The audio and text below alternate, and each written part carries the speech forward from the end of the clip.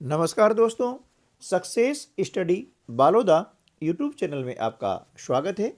आज के इस वीडियो में हम 8th ग्रेड अभ्यास पुस्तिका के अंतर्गत कक्षा 8 विषय गणित का अध्याय 14 गुणनखंडन से संबंधित लर्निंग आउटकम बेस्ड जो क्वेश्चन दिए गए हैं उन क्वेश्चंस को कैसे हल करेंगे ये हम सीखने वाले हैं। तो चलिए शुरू करते हैं हम आज का वीडियो और सीख लेते हैं कुछ नया। देखिए, आज का जो हमारा चैप्टर है उसका शीर्षक है गुणनखंडन यानी फैक्टराइजेशन। गुणनखंड यानी फैक्टर। जब कोई संख्या होती है तो उसे छोटे छोटे टुकड़ों में बांटा जाता है ताकि उनका गुणा करने पर वो संख्या में प्राप्त हो जाए, तो ये टुकड़े कहलाते हैं गुणनखंड। उदाहरण के लिए इसे 12 है ना। अब 12 को हम दो टुकड़े में बांट सकते हैं, 4 गुणित 3, यानी 4 और 3 क्या हो गए, 12 के गुणनखंड हो गए हैं, क्योंकि 12 के हमने दो खंड कर दिए हैं, दो टुकड़े कर दिए हैं, और इन खंडों का आपस में गुणा करने पर यही संख्या में अवश्य प्राप्त हो जाती है। इसलिए ये 4 और 3 12 के गुणनखंड कहलाते हैं। ठीक है ना। ये संख्यात्मक गुणनखंड है। इसी के आधार पर, इसी कंसेप्ट पर आधारित आगे जो है बीजीय व्यंजकों के गुणनखंड ज्ञात करना सीखेंगे। चलिए अब देख लेते हैं प्रश्न क्रमांक 1। पहला प्रश्न है, दिए हुए पदों में सार्व यानी उभयनिष्ठ गुणनखंड ज्ञात कीजिए। सार्व का दूसरा नाम है उभयनिष्ठ या सर्वनिष्ठ भी कहते हैं, और इंग्लिश में बोलते हैं कॉमन। क्या बोलते हैं? कॉमन। ठीक है। चलिए, तो यहां पर प्रश्न 1 का पहला पार्ट आपको दिया है ए वाला, 2y 24xy। यहां पर दो बीजीय व्यंजक दिए गए हैं और इनका हमें सार्व यानी उभयनिष्ठ गुणनखंड ज्ञात करना है। जब भी सार्व या उभयनिष्ठ गुणनखंड ज्ञात करना होंगे तो उन्हें हम क्या करेंगे, गुणनखंडों के रूप में व्यक्त करेंगे। जैसे 2y है, इसका अर्थ ये हुआ 2 गुणित y, है ना। 2 और y का आपस में गुणा हो रहा है, तो क्या हो रहा है, 2y हो रहा है। इसी प्रकार से 24xy के हम करते हैं गुणनखंड, तो 24 के गुणनखंड करते हैं तो 2 गुणा 2 गुणा 2 गुणित 3, है ना, यानी 2 दूनी 4, 4 दूनी 8 और 8 दिया 24। xy है मतलब x गुणित y। ठीक है। ये हमने यहाँ पर इनके गुणनखंड ज्ञात कर लिए हैं। हमें ज्ञात करना है सार्व गुणनखंड। सार्व यानी उभयनिष्ठ जो दोनों में पाए जाते हैं, है ना, या सर्वनिष्ठ, या फिर इंग्लिश में कहते हैं कॉमन। तो हम देख रहे हैं कि देखिए 2 यहाँ पर भी है और 2 यहाँ पर भी है ना। तो हमने क्या किया कि यहाँ पर इसका निकाल लिया हमने, ये सार्व गुणनखंड 2 निकल गया। अब यहाँ पर भी y है और यहाँ पर भी y है, तो हमने क्या किया, y को भी यहाँ पर निकाल लिया। बीच में क्या करते हैं, गुणा का चिन्ह लगाते हैं, और ये y भी हमने बाहर निकाल लिया, है ना, क्योंकि दोनों व्यंजकों में ये पाया जा रहा है। अब 2 का हम y में गुणा करते हैं तो जाता है 2y। ठीक है। ये आपका हो गया सार्व गुणनखंड, जिसे हम पहले SCF यानी महत्तम समापवर्तक कर चुके हैं। बस उसी का यह एक रूप होता है सार्व गुणनखंड। ठीक है ना। इसे हम SCF भी कह सकते हैं। ठीक है ना। चलिए अब अगला हम देखते हैं 14xy 28xy वर्ग, है ना। यहाँ पर दो बीजीय व्यंजक आपको दिए गए हैं, तो 14xy के हम गुणनखंड याद करते हैं, तो 2 गुणा 7 गुणा x गुणा y। ठीक है ना। 2 7 14 और x y का आपस में गुणा हो रहा है, इसलिए x गुणित y हमने यहाँ पर लिख दिया है। क्लियर। चलिए इसी प्रकार से हम 28 के गुणनखंड याद करते हैं, तो 2 गुणा 2 गुणा 7, 2 दूनी 4 और 4 से 28, है ना, x। अब y वर्ग यानी y घातांक 2 है, इसका अर्थ हुआ y गुणित y। ठीक है। घातांक 2 है, इसलिए y को हमने गुणा के रूप में 2 बार लिखा हुआ है। अब हमें याद करना है सार्व गुणनखंड। यानी उभयनिष्ठ, है ना। तो देखिए 2 यहाँ पर भी है और 2 यहाँ पर भी है, ठीक है ना। तो हमने क्या किया, 2 को बाहर निकाल लिया। क्लियर। चलिए आगे बढ़ते हैं। 7 यहाँ पर भी है और 7 यहाँ पर भी है, तो गुणा का चिन्ह लगा करके हमने 7 को लिख लिया, ठीक है ना। फिर x यहाँ पर भी है और x यहाँ पर भी है, फिर हमने गुणा का चिन्ह लगाया और x को भी बाहर निकाल लिया, ठीक है ना। उसके बाद हम देख रहे हैं कि y यहाँ पर भी है और y यहाँ पर भी है, फिर हमने गुणा का चिन्ह लगाया और y को भी यहाँ पर लिख दिया। क्लियर हो गया। चलिए अब क्या करेंगे, इनका हम आपस में गुणा करते हैं। 2 सती 14, ठीक है ना। 2 का 7 में गुणा किया तो कितना आ गया, 14। x का y में गुणा करते हैं तो होगा कितना, x y, ठीक है। तो यहाँ पर हमारा सार्वगुणनखंड आ जाता है 14xy, है ना। और जो सार्वगुणनखंड होते हैं इन्हीं को हम कहते हैं महत्तम समापवर्तक, यानी HCF। ये हम पहले ज्ञात कर चुके हैं। क्लियर। चलिए अब हम कर लेते हैं प्रश्न क्रमांक 2। निम्नलिखित व्यंजकों के गुणनखंड कीजिए।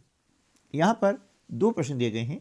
ए वाला पार्ट है 5x धन 20 और बी वाला है 6ab ऋण 9ac, ठीक है ना। तो पहले हम क्या करते हैं कि ए वाला पार्ट लेंगे 5x धन 20।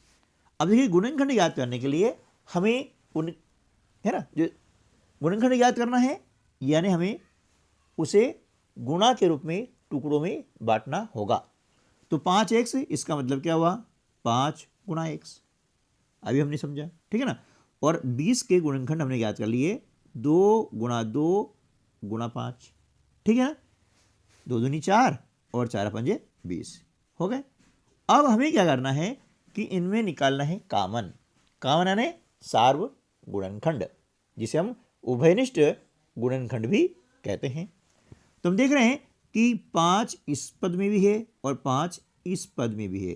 तो हमने क्या किया, 5 को कामन निकाल लिया इस प्रकार से, ठीक है। अब क्या बचा, देखिए यहाँ 5x में से हमने 5 बाहर निकाल लिया तो बचा हमारे पास में x। क्लियर।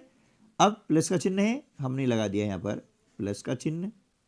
अब देखिए 5 हम बाहर निकाल चुके हैं, तो क्या बचा, 2 गुणा 2 यानी 2 दूनी 4, 4 हमने यहाँ पर लिख दिया। तो हमारे पास में ये गुणनखंड आ गए हैं 5 और x धन 4। ये 5x धन 20 के क्या हो गए, गुणनखंड हो गए। क्लियर। चलिए अब हम कर लेते हैं पार्ट बी, 6ab ऋण 9ac, ठीक है ना। तो वही हम क्या करेंगे, पहले गुणनखंड याद कर लेते हैं, है ना, अलग अलग पदों के, और फिर इनके निकालेंगे सार्व गुणनखंड। ये सीखने के लिए हैं। जब थोड़ा अभ्यास द्वारा आप सीख जाएंगे ना, तो फिर आगे हम जो प्रश्न हल करेंगे तो उसमें डायरेक्ट जो फिर इनका कॉमन निकालेंगे। कॉमन यानी सार्व गुणनखंड। ये बहुत ही महत्वपूर्ण कॉन्सेप्ट है, इसलिए इसको आप अच्छे से समझ लीजिएगा कि सार्व गुणनखंड क्या होता है।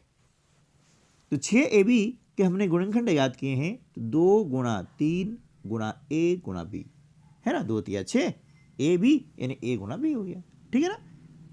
अब इसी प्रकार से 9ac के हम निकालते हैं गुणनखंड। तो 3 तिया 9 यानी 3 गुणा 3 और ac यानी a गुणित c, ठीक है ना। अब दोनों पदों में देखते हैं कि कॉमन क्या है। हम देख रहे हैं, देखिए कि 3a यहाँ पर भी है और 3a यहाँ पर भी है। क्लियर। तो हमने क्या किया, 3a यहाँ पर कॉमन निकाल लिया। अब बचा क्या, देखिए यहाँ लिखा 2 गुणा b, ये लिख दिया हमने 2 गुणा b। यहाँ क्या बचा, 3 गुणा c, ये हमने यहाँ लिख दिया 3 गुणा c। क्लियर हो गया। चलिए तो अब इसको आगे जो है वो कैसे हल करेंगे, 3a, ठीक है ना। अब 2 का गुणा हमने b में करा तो क्या हो जाएगा, 2b हो जाएगा ना। तो हमने लिखा इसको 2b माइनस 3 का गुणा c में करते हैं तो हो जाएगा 3c, ठीक है। तो ये हमारे पास में क्या आ गया, गुणनखंड, है ना। तो 3a और 2b माइनस 3c, ये क्या होगा, इसके गुणनखंड हो गए हैं। ये हमारा आंसर आ गया। ठीक है, आपको 8th ग्रेड अभ्यास पुस्तिका के अन्य विषयों के यदि वीडियो चाहिए, आप देखना चाहते हैं, तो इस वीडियो के डिस्क्रिप्शन बॉक्स में उनकी लिंक आपको दी गई है। उन लिंक के माध्यम से आप उन्हें वीडियो को प्राप्त कर सकते हैं और उनसे अपनी 8th ग्रेड अभ्यास पुस्तिका को कंप्लीट करके और वार्षिक परीक्षा में सर्वाधिक अंक प्राप्त आप कर सकते हैं। तो चलिए अब कर लेते हैं प्रश्न क्रमांक 3। भाग दीजिए यानी विभाजन, डिवीजन, ठीक है ना, कि डिवाइड करना, इस प्रकार से हम उसको बोलचाल में बोलते हैं, है ना। भाग देना मतलब विभाजन करना, डिवीजन, है ना, या डिवाइड करना। तो देखिए यहाँ पर अभी तक हमने क्या किया था, संख्यात्मक जो थी, संख्यात्मक हमने विभाजन किए थे, संख्याओं के भाग किए थे। अब आज हम करेंगे बीजीय व्यंजकों के भाग। ठीक है, तो बीजीय व्यंजकों के भाग करने से पहले हमने क्या सीखा, इनके गुणनखंड ज्ञात करना सीखा, है ना। तो गुणनखंड यदि आपने ज्ञात करना सीख लिया है तो अब विभाजन करना बहुत ही आसान हो जाएगा। यदि अभी तक आपने नहीं सीखा है तो वीडियो को थोड़ा सा बैक कर लीजिएगा और फिर से उनको सवालों को समझ लीजिएगा कि सार्व गुणनखंड क्या होता है, गुणनखंड क्या होता है ना। उसके बाद हम यदि भाग के सवाल सीखेंगे तो बहुत ही आसान हो जाएगा। चलिए, तो यहाँ पर ए दिया हुआ है 18 ए की घातांक 6 बी की घातांक 7 भागित 3 ए वर्ग बी की घातांक 4। ठीक है, यानी 18 ए की घातांक 6 बी की घातांक 7 में 3 ए की घातांक 2 यानी ए वर्ग, है ना। जब घातांक 2 होती है तो इसको हम कहते हैं वर्ग, और बी की घातांक 4 से हमें डिवाइड करना है यानी भाग लगाना है। तो इसे हम जो है इस प्रकार से लिख सकते हैं 18 ए की घातांक 6 बी की घातांक 7 बटे 3 ए वर्ग बी की घातांक 4 लिख दिया। अब इसके बाद में जैसा कि अभी हमने गुणनखंड ज्ञात किए थे उसी प्रकार से यहाँ पर अभी पहले हम गुणनखंड ज्ञात कर लेते हैं। 18 के गुणनखंड हो जाते हैं 2 गुणा 3 गुणा 3, है ना, 2 तिया 6 और 6 तिया 18, ठीक है ना। और ए की घातांक 6 है, इसका मतलब ये हुआ कि ए को हमने गुणा के रूप में 6 बार लिख दिया। इसी प्रकार से बी की घातांक 7 है तो हमने बी को गुणा के रूप में 7 बार लिख दिया है। ठीक है, और नीचे हर में आपको दिया है 3 ए वर्ग बी की घातांक 4, तो 3 ए वर्ग मतलब ए गुणा ए, बी की घातांक 4 है यानी बी को हमने गुणा के रूप में 4 बार लिखा। क्लियर, इतना समझ आया ना। चलिए, अब अंश हर जो आपस में कट रहे हैं हम उन्हें काट देंगे। देखिए, ये बी से ये भी कट गया, ये बी से ये भी कटा, ये बी से ये भी कटा, इस बी से हमने इस बी को काट दिया है। और इसी प्रकार से जो ए से ए काट दिया और इस ए से हमने इस ए को काट दिया, 3 से 3 काट दिया। ठीक है ना। अब नीचे हर में कुछ नहीं बचा है और अंश में जो संख्या बची हुई है उनका हम आपस में गुणा कर देते हैं। तो देखिए 2 तिया 6 और ए कितनी बार आया है, 1 2 3 और ये 4 बार आया है। ठीक है ना। और बी कितनी बार आया है, 1 2 और 3 बार आया है। तो हम क्या करेंगे, नीचे यहाँ पर लिखेंगे, क्या लिखेंगे, 2 तिया 6। अब ए 1 2 3 4 बार आया है इसलिए हमने क्या लिखा, ए की घातांक 4, ठीक है, और बी 1 2 और 3 बार आया है तो हम यहाँ लिखेंगे बी की घातांक 3। ठीक है, यह भाग करने की जो विधि है बिल्कुल स्टार्टिंग है, 0 लेवल की है। यदि आप ये सीख जाएंगे तो इसके बाद में हम क्या है, इससे जो एडवांस मेथड है उसका उपयोग करेंगे विभाजन में। ठीक है, उसका वीडियो मैं अलग से आपको उपलब्ध करवा दूंगा। अब यहां पर देख रहे हैं बी वाला, तो 3x वर्ग y धन 9x, है ना। इसे हमें डिवाइड करना है 3x से, तो डिवाइड करना है यानी इसको हम बटे के रूप में लिख सकते हैं इस प्रकार से, 3x वर्ग y धन 9x बटे 3x लिख दिया। अब ये 3x जो है दोनों के हर में है इसलिए हमने लिखा 3 एक्स वर्ग वाई, ठीक है, और 9x बटे 3x, ठीक है।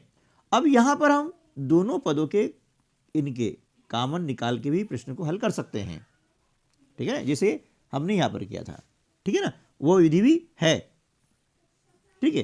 तो हमने क्या किया यहां पर 3x को दोनों के हर में लिख दिया और इसे हम काटते हैं, देखिए 3 से 3 कट जाएगा, ठीक है ना, और x वर्ग हम जानते हैं कि x वर्ग का मतलब होता है x गुणा x, ठीक है, और जो इसमें हम x से डिवाइड करते हैं तो x से x कट जाता है, बचेगा क्या, x आ जाएगा। तो यहाँ पर ये x से ये कट गया, अब क्या बचा, y अकेला आ गया। इसी प्रकार से हम काटेंगे यहाँ पर 3 तिये 9, 3 बार कटा, x से x कट गया, तो भागफल क्या जाएगा, x y धन 3, है ना, x y धन 3, ये आपका आंसर आ जाएगा, ठीक है। इस प्रकार से इसे हम आसानी से हल कर सकते हैं। चलिए नेक्स्ट क्वेश्चन देख लेते हैं। प्रश्न क्रमांक 4 भाग दीजिए। यहां पर 63 a की घातांक 2 b की घातांक 4 c की घातांक 6 को 7a वर्ग b वर्ग और c क्यूब, है ना, यानी घन, c घन, घातांक 3 को हम घन पढ़ते हैं, से हमें डिवाइड करना है, भाग देना है। तो इसे हम इस प्रकार से लिख लेंगे बटे के रूप में 63 a वर्ग b की घातांक 4 c की घातांक 6 बटे 7a वर्ग b वर्ग c घन, लिख दिया। अब इसके बाद में हमने क्या किया कि इनके गुणनखंड याद कर लिए, 3 तिया 9 और 9 7 63, ठीक है। a वर्ग है, a को लिखा 2 बार, b की घातांक 4 है, b को लिखा हमने 4 बार, c की घातांक 6 है, हमने लिखा 6 बार, ठीक है ना। इसी प्रकार से 7 आ गया, a वर्ग है यानी a की घातांक 2 दी है हमें तो 2 बार लिखा है, b की घातांक 2 है, b को 2 बार लिखा है, और c की घातांक 3 है, c को हमने 3 बार लिख दिया है, ठीक है। चलिए अब क्या करेंगे, देखो 7 से 7 कट गया, ये a से ये कटा, a से ये कटा, b से b कटा, इस प्रकार से कट गया। अब c से ये c कटा, ठीक है ना, इस c से इसको काट दिया हमने, काट दिया। अब जो बचा सो लिख देंगे। अब बचा गया 3 तिया 9, है ना, 3 का हमने गुणा किया है 9। अब a खत्म हो गया, सब कट चुका है, b बचा है, तो कितने b है, 2 है, यानी b गुणा की तो b की घातांक हम लिख देंगे 2, इस प्रकार से। c कितने हैं, 3c है, तो हमने यहाँ पर लिखा c की घातांक 3, क्लियर। तो ये आपका हो गया है भागफल 9 b वर्ग c घन, क्लियर। चलिए अब कर लेते हैं प्रश्न क्रमांक 5। अब यहां पर हमें गुणनखंड याद करना है, लेकिन यहां आपको दिए गए हैं त्रिपदी गुणनखंड, यानी त्रिपदी व्यंजक आपको दिए गए हैं और इनके गुणनखंड याद करना है, ठीक है। अब देखिए यहां पर जो पहला प्रश्न है 5 का, वह है x वर्ग धन 7x धन 12। जब त्रिपदी व्यंजक होता है ना, और उसकी अधिकतम घातांक 2 होती है, तो इसके गुणनखंड करने का जो तरीका है ना, अभी तक हमने जो तरीके सीखे हैं उससे कुछ अलग है। कैसे, इसमें हम क्या करेंगे कि जो मध्य पद है यानी बिटवीन टर्म्स 7x, इसे 2 भागों में हम डिवाइड करेंगे, 2 भागों में बांटेंगे, ठीक है ना। अब भाग कैसे हैं ध्यान दीजिएगा, थोड़ा आपको समझना पड़ेगा। इसके लिए सरल तरीका मैं बता रहा हूं। सबसे पहले हम क्या करेंगे कि जो तीसरा पद है अचर पद है ना, इसमें क्या होगी, अचर राशि होगी, तो इसको देखेंगे कितनी है, 12 है, ठीक है। तो अब क्या करेंगे हम 12 के ऐसे गुणनखंड करते हैं कि जिनका गुणा करने पर तो 12 जाए, और यहां पर आप देख रहे हैं कि 12 के पहले प्लस का चिन्ह है, इसको ध्यान देना है, ये चिन्ह बहुत ही महत्वपूर्ण है ना। तो 12 के हम ऐसे दो गुणनखंड करते हैं कि उनका जोड़, क्योंकि यहाँ प्लस है तो जोड़ आएगा, उनको जोड़ना पड़ेगा, और यदि यहाँ माइनस आया है तो उनका घटाओ, है ना, उनको क्या करना पड़ेगा, हमको माइनस करना पड़ेगा, घटाना पड़ेगा। और वो कितना आना चाहिए, वह इस संख्या के बराबर आना चाहिए। यहाँ कितना है, 7 है। बात समझ आ रही है ना। यानी हम 12 के ऐसे दो टुकड़े करेंगे, ऐसे गुणनखंड करेंगे, है ना, कि उनका गुणा करने पर तो आ जाए 12 और उनको जोड़े तो आ जाए 7। अब पहले देख लेते हैं कि 12 के गुणनखंड कौन कौन से हो सकते हैं, है ना। देखिए, जैसे एक होगा 12 एकम 12, ठीक है। दूसरा होता है 4 तिया 12, और तीसरा होगा 6 दूनी 12। अब इसके अलावा तो कोई और गुणनखंड है नहीं। तो देखिए, हमने क्या बोला कि इनके गुणनखंड हो गए हैं, लेकिन यहाँ पर प्लस चिन्ह है, यानी इनका योग आना जोड़। जोड़ किसके बराबर आना चाहिए, जोड़ आना चाहिए 7 के बराबर, है ना। तो हम देख रहे हैं कि 12 गुणित 1 यदि लेते हैं तो 12 और 1 13 हो जाता है। कितना हो जाएगा, ये 13, जो कि ये नहीं हो सकता है, ठीक है ना। अब 6 और 2 की बात करें, दोनों यदि जोड़ेंगे तो कितना हो जाता है, 8 होता है। कितना हो जाएगा, 8, जो भी गलत है। 4 और 3 साथ जोड़ेंगे तो 7 आ रहा है, यानी हमारे गुणनखंड क्या जाएंगे, 4 और 3, ये सही हो जाएगा। क्लियर। तो हमने लिखा यहाँ पे 4 धन 3 x लिख दिया। अब x का गुणा दोनों करते हैं तो 4x और ये हो गया 3x। अब हमारे पास हो गए 4 पद हो गए, तो दो पद लेंगे, ये 2 पद और ये 2 पद लेंगे।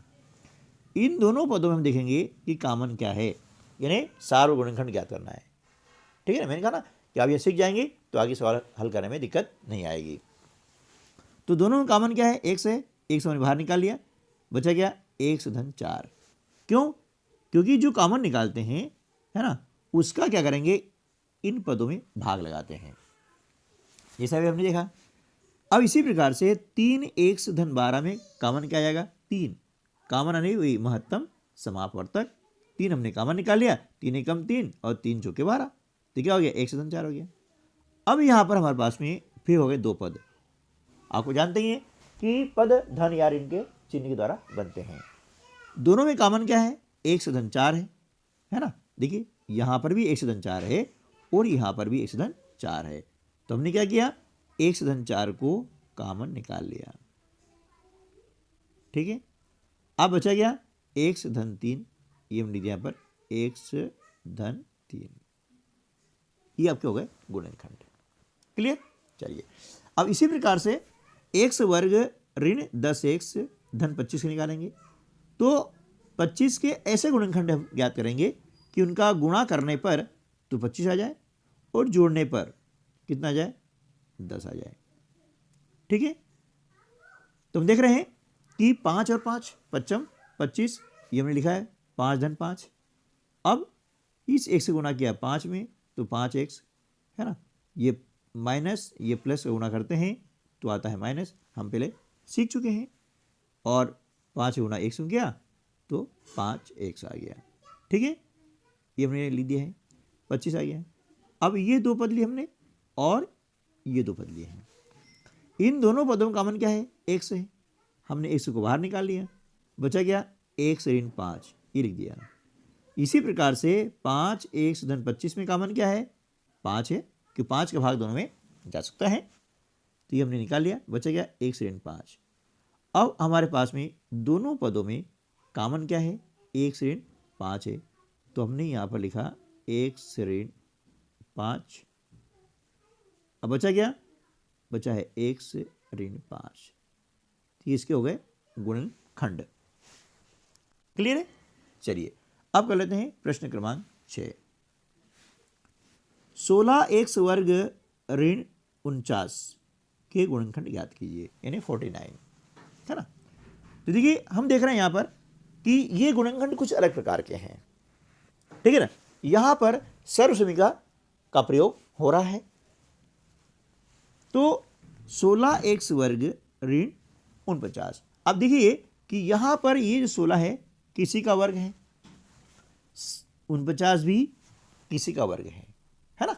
वर्ग और वर्गमूल हम पिछले चैप्टर्स में पढ़ चुके हैं, इसके वीडियो में आपको अवेलेबल करवा चुका हूँ। तो आपने देखा होगा कि 16 4 का वर्ग है, हमने लिखा 4x का होल वर्ग है ना। यानी 16x वर्ग को हम इस प्रकार से लिख सकते हैं। इसी प्रकार से 49 को लिख सकते हैं हम 7 का वर्ग, क्योंकि 7 का वर्ग कितना होता है, 49 होता है। अब देखिए यहाँ पर हम देख रहे हैं कि दोनों पद में वर्ग हैं और बीच में माइनस का चिन्ह है। दोनों पदों के वर्ग हैं, यानी दोनों पद वर्ग रूप में हैं और बीच में क्या है, माइनस का चिन्ह है। तो ऐसी कंडीशन में क्या करते हैं कि सर्वसमीका हमारी ए वर्ग ऋण बी वर्ग, इसका उपयोग करेंगे और इसके गुणनखंड ज्ञात करते हैं। तो ए धन बी गुणा ए ऋण बी आता है। आप इसको अच्छे से याद कर लीजिएगा। जब भी ऐसी कंडीशन आपको दिखे तो वहाँ पर हमें गुणनखंड यदि याद करना है तो इस सर्वसमीका का हमें उपयोग करना होगा और इसको मौखिक याद रख लीजिएगा। तो ए वर्ग ऋण बी वर्ग, ए यानी कितना 4x, बी यानी कितना 7, ए धन बी यानी 4x धन 7, ए ऋण बी यानी 4x ऋण 7। तो ये हमारे हो गए गुणनखंड। क्या हो गए, गुणनखंड हो गए। क्लियर। चलिए अब कर लेते हैं नेक्स्ट क्वेश्चन। प्रश्न है क्रमांक 7, इसमें भी हमें गुणनखंड याद करना है। अब यहां पर ये प्रश्न दिया गया है, ये अलग विधि का है ना। तो यहाँ पर जितने भी कंसेप्ट हैं उनको आप सीख लीजिएगा और अभ्यास करने के लिए आपके पास में जो टेक्स्ट बुक है, जो पाठ्य पुस्तक है, उसके प्रश्नों को आप हल करके अपने अभ्यास को बढ़ाएं और इनको अच्छे से सीखें। यहाँ पर हमें दिया गया है एक्स वर्ग धन वाई जेड धन एक्स वाई धन एक्स जेड, है ना। तो यहाँ पर हम देखेंगे कि जो समान पद हैं उनको हम एक जगह क्या करेंगे, समूह ग्रुप में लिख देंगे, उनका समूह बना लेंगे, यानी करेंगे हम रीग्रुपिंग करते हैं, ठीक है ना। तो एक्स वर्ग इसके साथ में है एक्स वाई, ये लिखा हमने। इसी प्रकार से वाई जेड के साथ लिखा है एक्स धन जेड, ये लिख दिया, ठीक है ना। अब हमारे पास हो गए हैं समान पद और देखेंगे कि इन समान पदों में कॉमन क्या है, ये देख लीजिए।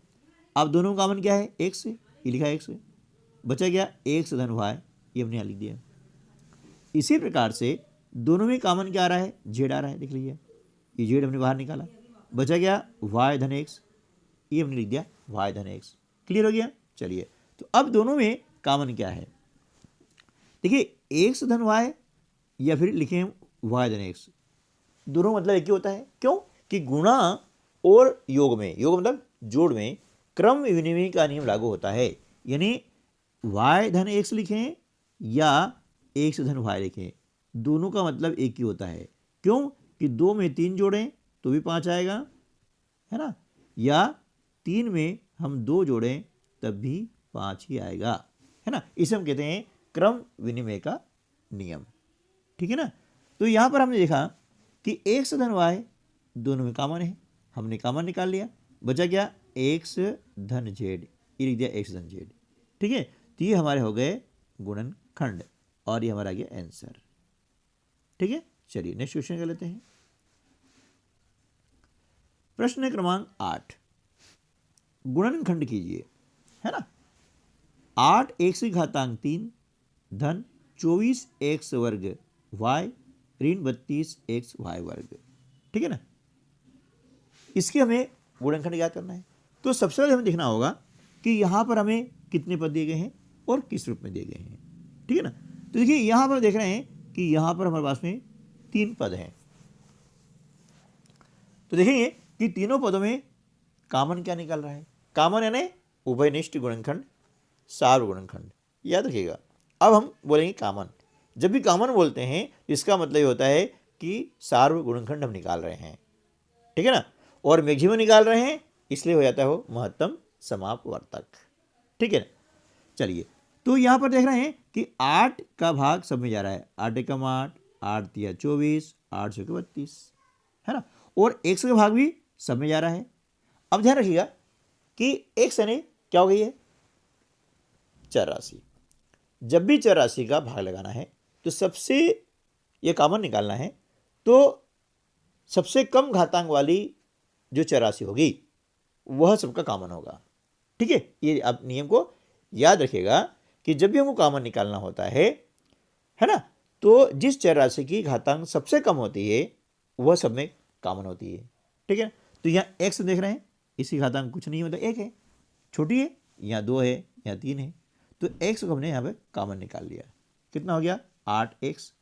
अब जिसका हम कॉमन निकालते हैं उसका क्या करते हैं, तीनों ही पदों में भाग लगाते हैं और वो भागफल यहाँ पर लिख देते हैं। ठीक है ना, देखिए अब कॉमन निकाला हमने 8x, इसका भाग लगाते हैं किसमें? 8x की घातांक 3 में लगाते हैं, है ना, इस प्रकार से ये 8x भाग लगाया। ठीक है, तो 8 से 8 कट जाता है। अब 1 से घातांक 3 में से एक घातांक घट जाती है, ये घातांक नियम हम पढ़ चुके हैं, है ना, ये आधार समान है और भाग की क्रिया होती है तो घातांक के आपस में घट जाती है ना। तो यहाँ आ गई 1 से घातांक 2, ये हमने लिख दिया 1 से घातांक 2 यानी x वर्ग। क्लियर? चलिए अब इसी प्रकार से 24x वर्ग y में हम क्या करते हैं, 8x का भाग लगाते हैं। ये जो कॉमन है ना, इसका भाग लगाया जाता है सब में, इन तीनों पदों में, और उसको यहाँ लिखेंगे। तो 8 एकम 8, 8 तिया 24। अब देखिए 1 से घातांक 2 है, इसमें 1 से कट गई, कितना बचा? xy, ये लिखा, 3xy आ गया ना। ये समझने के लिए, देखो समझना जरूरी है, वीडियो थोड़ा लंबा जा रहा है, वीडियो अंत देखेंगे तो आपको ये सारे कंसेप्ट क्लियर हो जाएंगे, है ना। और सीखना है तो थोड़ा धैर्य तो रखना पड़ेगा। ठीक है, अब इसी प्रकार से 32xy वर्ग में हम क्या करते हैं, 8xy लगाते हैं तो आता है यहाँ पर 4y वर्ग। क्लियर? चलिए अब यहाँ देख रहे हैं कि x वर्ग धन 3xy ऋण 4y वर्ग। ठीक है ना, तो यहाँ पर हम क्या करेंगे कि इसके जो 4 के, है ना, ये 4 है, इसके ऐसे गुणनखंड करेंगे कि उनका गुणा करने पर 4 आ जाए और माइनस, ये लिखा ना, माइनस चिन्ह है ना यहाँ पे, तो उनको घटाने पर कितना आ जाए? 3 आ जाए। तब देख रहे हैं कि इसके गुणनखंड होते हैं 4 एकम 4। देखिए 4 में 4 का गुणा करते हैं, 4 आता है, और जब 4 में से 1 माइनस करेंगे कितना आ जाएगा? 3 आ जाएगा। अब ये स्थिति यहाँ बन रही है, देखिए गुणा करने पर 4 आ रहा है और इनको आपस में घटाएंगे, कितना आ रहा है? 3 आ रहा है ना। ठीक है, तो हमने क्या किया कि यहाँ पर इसको लिखा x वर्ग धन 4xy ऋण xy, क्योंकि दोनों को हम घटाएंगे तो आ जाएगा धन 3xy। ठीक है, और ऋण 4y वर्ग। अब हमारे पास में 2 पद ये हो गए और 2 पद ये हो गए हैं। अब इन दोनों पदों में कॉमन देख रहे हैं कि x कॉमन है, ये हमने निकाला x कॉमन, बचा क्या? x धन 4y, ये लिख दिया। इसी प्रकार से अब यहाँ पर xy ऋण 4y वर्ग है, हमने y कॉमन निकाला, बचा क्या? x, है ना।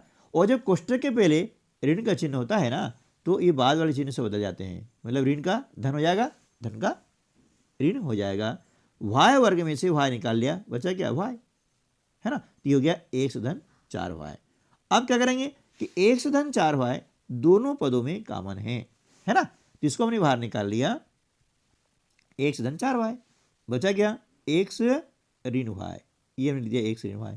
तो इस प्रकार से हमारे इस व्यंजक के गुणनखंड हो गए हैं 8x ब्रैकेट में x धन 4y और ब्रैकेट में x ऋण y, ये 3 हमारे गुणनखंड हो गए हैं। उम्मीद है कि प्रश्न आपको अच्छे समझ में आ गया होगा। यदि ये समझ में नहीं आया है तो थोड़ा सा आप वीडियो को बैक कर लीजिएगा और फिर से समझ लीजिएगा। चलिए अब कर लेते हैं प्रश्न क्रमांक 9।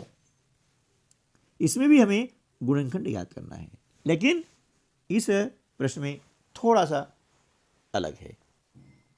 जितने भी कंसेप्ट हैं वे सारे इस वीडियो के अंतर्गत आपको समझाए गए हैं, बताए गए हैं। आप उसको ध्यान से देखिएगा, समझिएगा, तो उसके बाद में आपको दिक्कत बिल्कुल भी आने वाली नहीं है। अब देखिए यहाँ पर है 25 ऋण a वर्ग ऋण b वर्ग ऋण 2ab। ठीक है, तो इसे हम क्या करेंगे, हम देख रहे हैं कि a वर्ग b वर्ग और ऋण 2ab, इसको हमने तीनों को क्या किया, कोष्ठक के अंदर रखा, और पहले चिन्ह हमारा है ऋण का।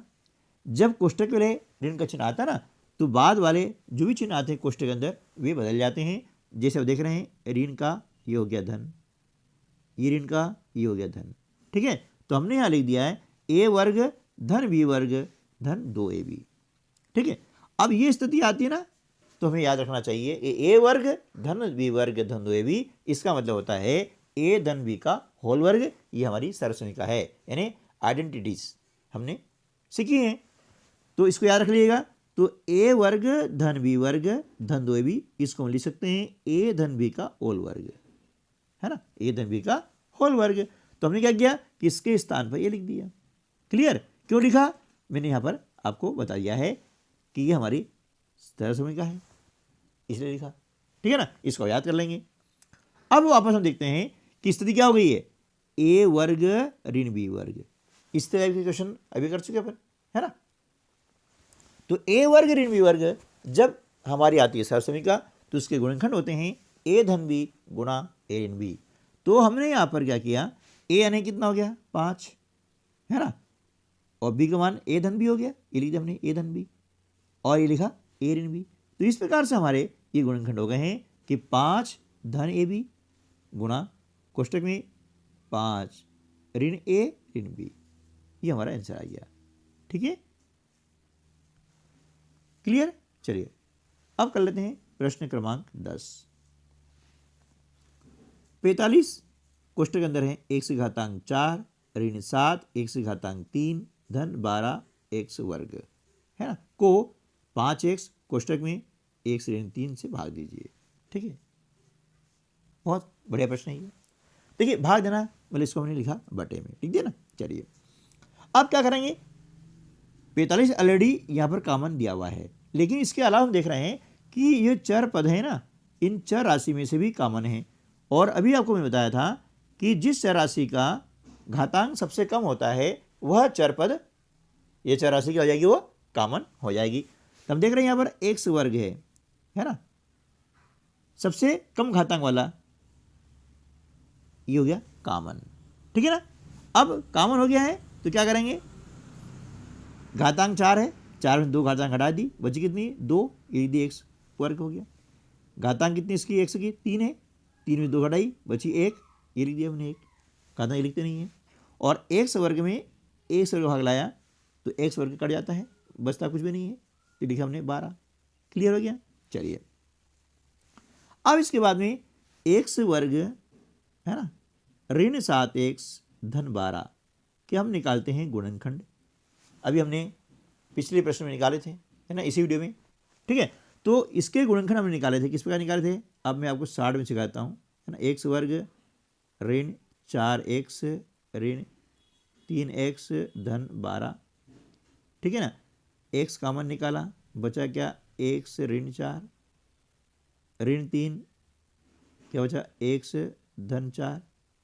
अब x धन 4, है ना, यहाँ धन का ऋण हो जाएगा x ऋण 4, है ना। अब x ऋण 4 दोनों में कॉमन है, ये निकाला x ऋण 4, बचा क्या x ऋण 3, ये हो गया x ऋण 3, है ना। ये आपके क्या आ गए, गुणनखंड आ गए। तो हमने गुणनखंड ये लिख दिए x ऋण 4 x ऋण 3। ठीक है, क्योंकि ये जो आपका त्रिपदी व्यंजक है इसके गुणनखंड ये बनते हैं। ठीक है, अब चूंकि यहाँ स्थान काफ़ी कम है इसलिए इसको इस प्रकार से अलग से निकाला गया है। क्लियर हो गया नहीं है? चलिए अब इसके बाद हम क्या करेंगे कि इनको आपस में काट देते हैं, क्योंकि अब सारे गुणनखंड निकल चुके हैं। तो 1 ऋण 3 से 1 ऋण 3 वाला पद कट गया, कट गया। अब 5 एकम 5 और 5 9 45, 9 बार कट गया। x वर्ग में 1 से भाग लगाते हैं तो ये x कट गया। अब क्या बचा, अब बचा हुआ है हमारे पास में 9x, है ना, कोष्टक में 1 ऋण 4। ठीक है, ये हमारा आ गया भागफल। लेकिन इसके एक स्टेप और आगे हम कर सकते हैं, जो कि लास्ट स्टेप होगी, उसके आगे फिर कुछ भी होने वाला नहीं है। हालांकि उत्तर हमारा इतना भी आएगा चलेगा, लेकिन फिर भी हम आगे से कर लेते हैं। देखिए 9x का गुणा करते हैं x में तो ये हो जाता है 9x वर्ग माइनस 9x गुणा करेंगे 4 में तो 4 9 36x, ये हमारा क्या हो गया, भागफल आ गया। ठीक है, बस इससे अब आगे कुछ ही होने वाला नहीं है। या तो ये भागफल ये भी सही है हमारा यहाँ तक, ठीक है ना, और इसके स्टेप और आगे करेंगे तो ये लास्ट स्टेप है, ठीक है ना। तो उम्मीद है कि वीडियो आपको अच्छा लगा होगा। अच्छा लगा है तो लाइक करना न भूलेगा, क्योंकि लाइक करने का कोई पैसा नहीं है, और अपने दोस्तों को भी शेयर कर दीजिएगा ताकि वे भी इस कंसेप्ट को अच्छे से समझ सकें। तो आज की वीडियो में बस इतना ही, मिलते हैं अगले वीडियो में, तब तक के लिए नमस्कार, जय हिंद।